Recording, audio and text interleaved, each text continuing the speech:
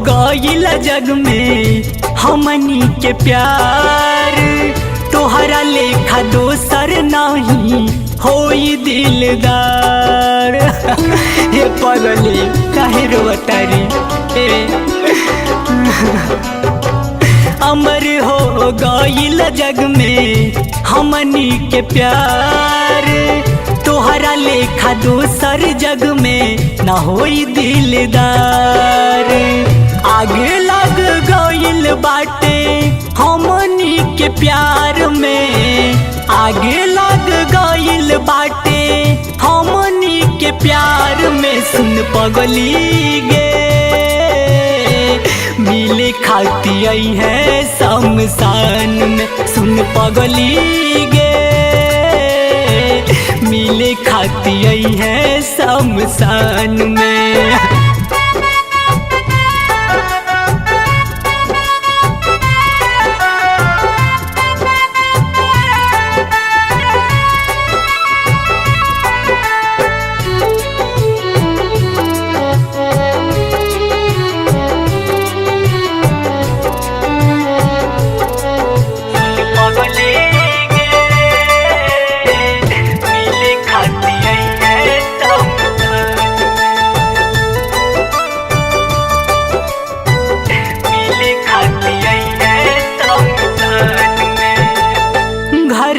बुलाई लेलस जियते मुआई देलस, बिजली के तार लेके देह में सटाई देलस।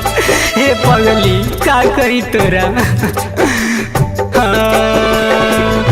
घर पे बुलाई लेलस जियते मुआई देलस, बिजली के तार लेके देह में सटाई देलस। सच्चा बाटे प्यार चमकत रही आसमान में, सच्चा बाटे प्यार चमकत रही आसमान में। सुन पगली गे मिले खाती आई है शमशान में, सुन पगली गे मिले खाती आई है शमशान में।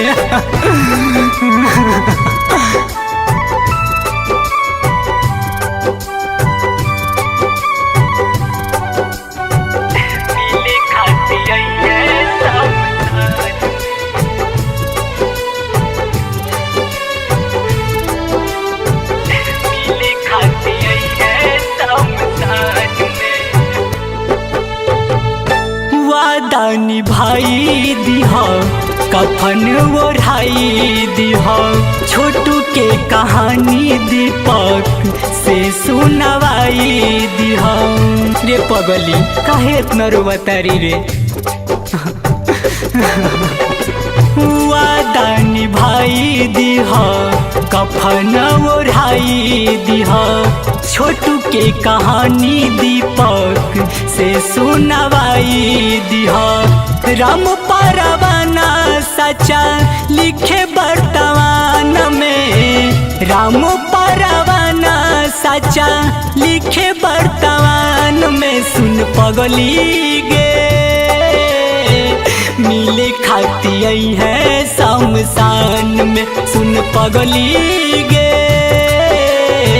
मिले खाती आई है शमशान में।